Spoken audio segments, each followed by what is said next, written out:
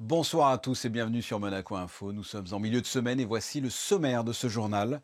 Une victoire qui permet d'accéder en quart de finale. C'est le résumé de ce qui s'est passé mardi soir dans la salle Gaston Médecin. La Roca Team a battu Nanterre lors des affrontements du top 16 en Eurocup.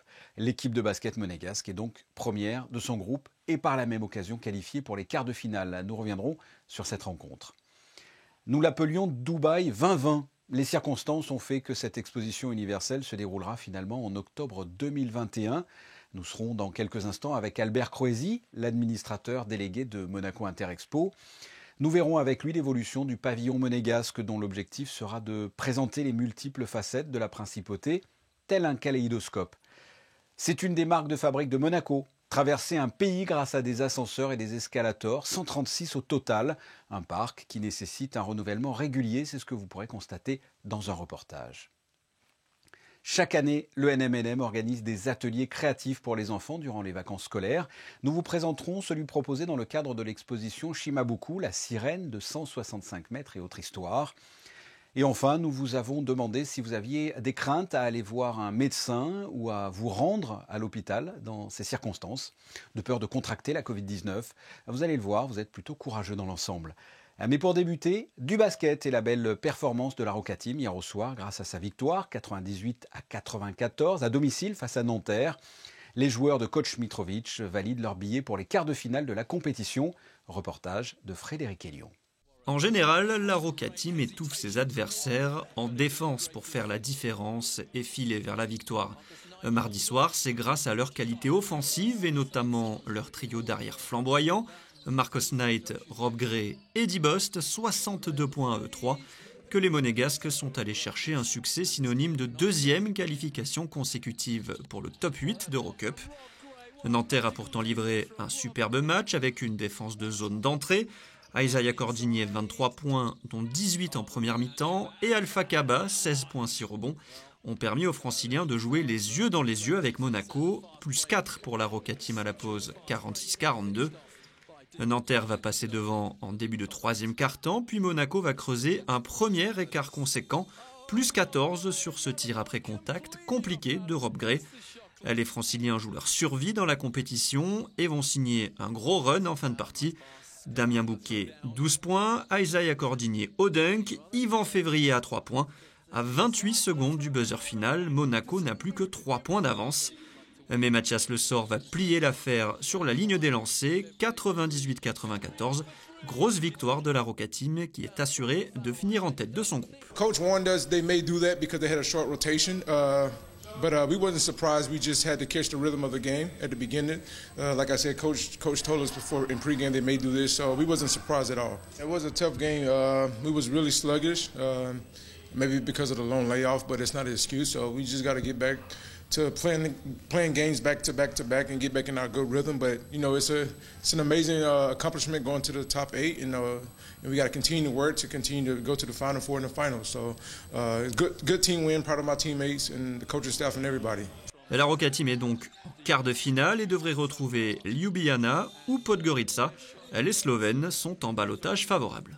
En attendant le dernier match de ce top 16, même s'il n'y a pas d'enjeu, Monaco se déplacera mardi dans le sud de l'Espagne, à Malaga. Nous recevons l'invité de ce journal, Albert Croesi. Bonsoir. Bonsoir Fabien. Vous êtes supporter de la Roca Team, de cette équipe de basket ? Bien entendu, je suis cela de près et je suis ravi des résultats qu'ils obtiennent. C'est magnifique pour la principauté. Bon, on va parler d'un autre sujet, si vous le voulez bien. Vous êtes l'administrateur délégué de Monaco Interexpo, le MIE. Je voudrais que l'on fasse un point sur l'exposition de Dubaï qui devait se dérouler en 2020, repoussée, Covid oblige. Quand selon vous, cette exposition devrait avoir lieu ? J'ai entendu parler d'octobre prochain. Ah oui, mais là, on n'est plus dans du devrait avoir lieu, c'est carrément quand est-ce qu'elle aura lieu. Elle aura lieu. Quoi qu'il en soit, oui, l'exposition aura lieu. Elle va ouvrir ses portes le 1er octobre 2021 pour fermer le 31 mars 2022. Alors là, vous êtes catégorique, donc ça aura lieu. Ça vous paraît réalisable pour la date ? Oui, tout à fait. Pour nous, en termes de construction, le pavillon est fini, complètement fini.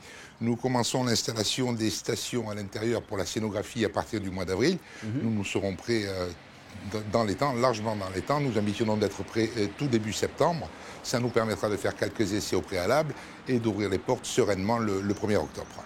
Et comment va être le pavillon monégasque? Mettez-nous l'eau à la bouche. C'est une sorte Alors, pavillon de monégasque kaléidoscope, c'est ça?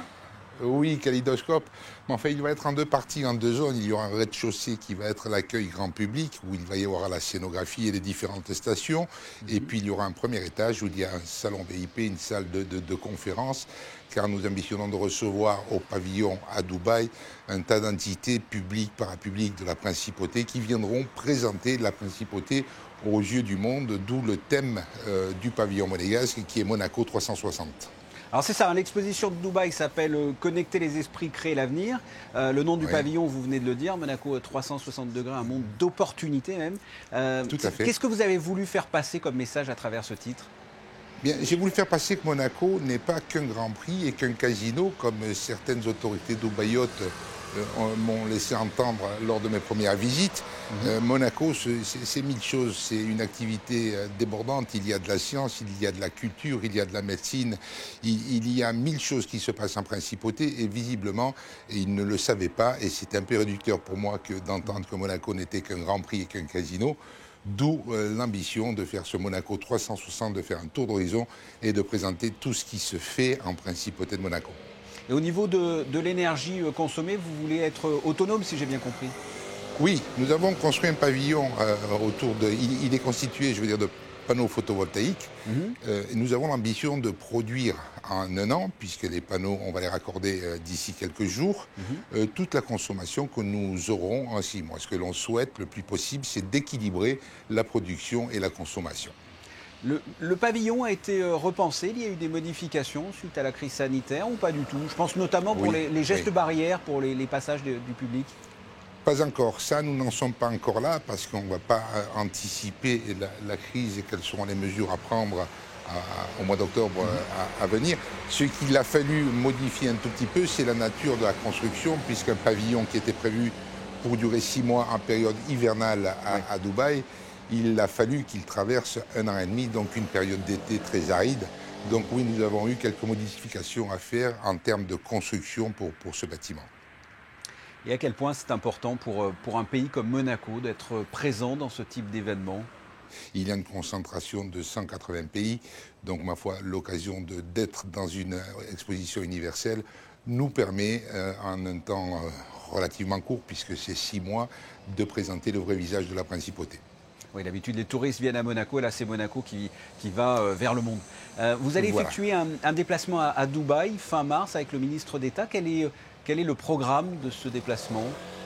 Si vous voulez, on va mettre en route les panneaux photovoltaïques de façon symbolique parce qu'ils tournent déjà, je vous l'ai dit, l'ambition étant de produire du courant bien en amont, de le donner à la ville de Dubaï pour le récupérer ensuite quand on va le consommer, mais aussi de visiter les autorités locales.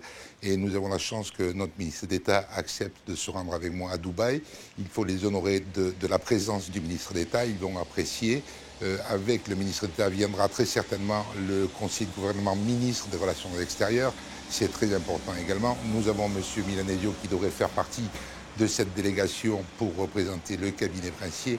Donc voilà, c'est une visite, on va dire, diplomatique importante aux autorités dubaïotes en amont, avant l'ouverture de l'exposition, qui sera, je pense, fort appréciée.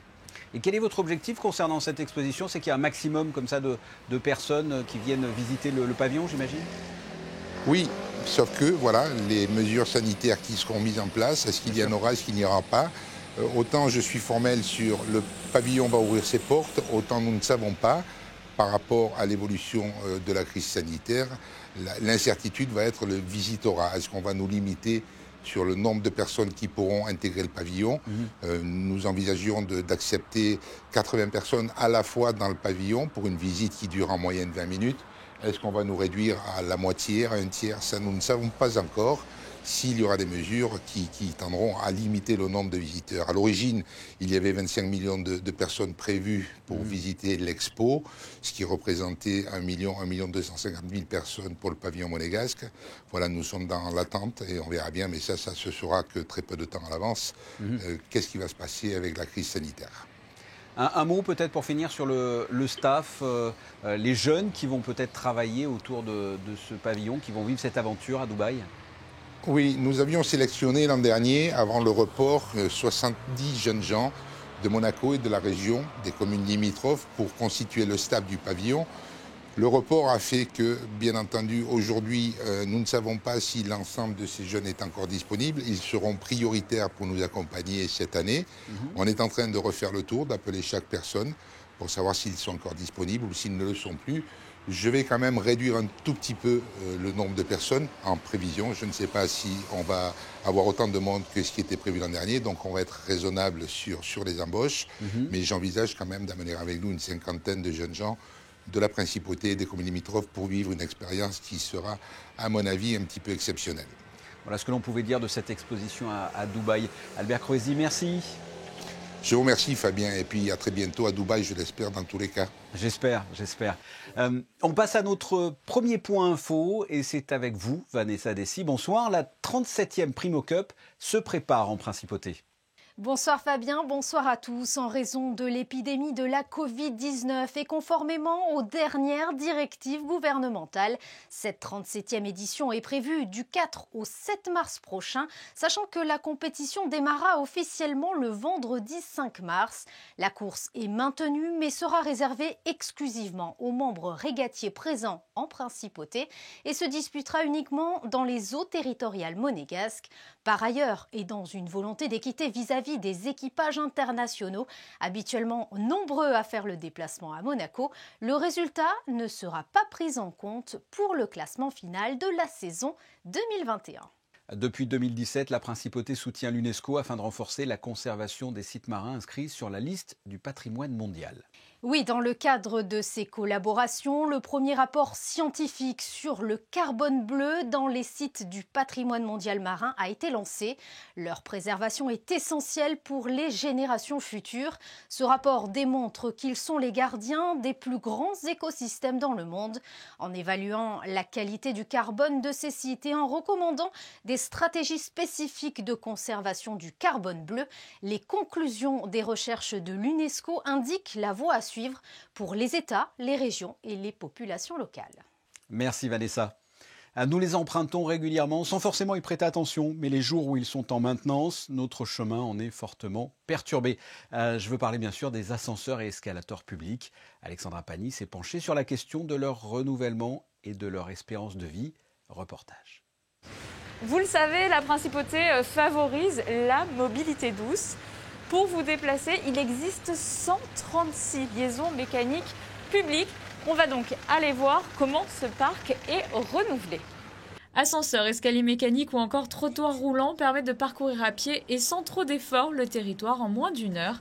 Des appareils qui nécessitent une maintenance régulière et qui sont conçus pour fonctionner sur une durée comprise entre 15 et 20 ans. La vétusté est caractérisée en fonction de l'âge de l'appareil, de sa fréquentation, des technologies utilisées et également de l'environnement dans lequel il est installé. Le critère principal est d'ordre fonctionnel, c'est-à-dire que plus l'appareil est récent, plus il va être maintenable, et plus l'appareil est maintenable, plus il aura un taux de disponibilité élevé. Bien entendu, il y a un intérêt esthétique avec un meilleur niveau de qualité perçu par l'usager. Et également un intérêt énergétique parce que les moteurs seront remplacés par des moteurs nouvelle génération, plus performants et moins gourmands en énergie. 65 appareils ont donc été sélectionnés pour ce plan de renouvellement qui s'étale entre 2019 et 2025, ce qui représente 48% du parc de liaison mécanique public. Vous le voyez, je me trouve justement sur l'un des trottoirs roulants qui sera remplacé dans le cadre de ce plan de renouvellement. En moyenne, c'est une quinzaine d'appareils qui est remplacé chaque année jusqu'en 2025. Et en un coup d'ascenseur, on peut se retrouver au nouveau Musée national de Monaco. Et comme tous les ans, durant les vacances scolaires, le NMNM offre aux enfants la possibilité de participer à différents ateliers créatifs. Cette année, dans le cadre de l'exposition Shimabuku, la sirène de 165 mètres et autre histoire, c'est le nom de l'exposition, découverte de cet atelier avec Christine Datomel. 5 enfants âgés entre 12 et 14 ans ont participé durant 4 jours à la Villa Paloma à un atelier de sensibilisation numérique. L'objectif, inculquer aux adolescents des notions de programmation. Inspirés par les personnages et récits de l'exposition Shimabuku, les enfants ont dû imaginer un conte, puis l'écrire et l'illustrer avant de le programmer via un logiciel à vocation éducative. Les générations qu'on appelle digital natives, ils ont une aisance particulière avec ces médiums, mais parfois ils ne savent pas vraiment des bases de programmation assez simples. Avec des logiciels comme Scratch qui sont faits exprès pour être pédagogiques, ils peuvent vraiment commencer à comprendre comment c'est fait et avoir une posture un peu plus active et réactive. Un projet qui est né d'une réflexion par le NMNM, à savoir quelle est la place du numérique au sein du musée. À l'heure actuelle, je suis chargée de mission sur un projet qui s'appelle le Nouveau Musée Numérique. Et l'idée, c'est pas seulement de faire des ateliers de médiation pour enfants, mais vraiment de commencer un programme un peu plus large avec des rencontres et des temps de réflexion sur qu'est-ce que font ces outils numériques, comment ils peuvent nous aider à mieux comprendre l'art et quelles sont un peu leurs spécificités. En avril et mai, puis d'ici quelques mois à la rentrée, des classes de collégiens devraient également bénéficier de ces ateliers numériques, mais cela dépendra bien sûr de la situation sanitaire. Pour l'heure, le musée poursuit son avancée dans l'ère digitale. Des conférences sur la question du numérique dans l'art seront données au cours du semestre à venir. On vous retrouve, Vanessa, pour la suite de l'actualité en bref. Le 30 avril prochain, l'Office des timbres de Monaco procédera à la mise en vente d'un nouveau timbre. Le 1er juillet, le prince Albert II épousait civilement mademoiselle Charlène Wittstock dans la salle du trône du palais princier. Le lendemain, le mariage religieux était célébré en la cour d'honneur devant de nombreux chefs d'État et têtes couronnées. L'année 2021 marque donc le 10e anniversaire de cette union, à l'honneur dans ce nouveau timbre qui sera limité à 40 000 blocs. Comme vous avez dû le voir dans certains médias, des opérations sont actuellement menées en France au niveau régional et national en faveur des étudiants. Beaucoup doivent faire face à des difficultés en cette période de Covid. Oui, et une collecte de dons pour les étudiants en situation précaire est organisée jusqu'à fin mars. Des sacs solidaires doivent contenir des produits d'hygiène ou des denrées non périssables. Si vous souhaitez participer, n'hésitez pas à contacter le numéro qui s'affiche en bas de votre écran ou déposer vos dons à l'immeuble Le Suffren à Monaco.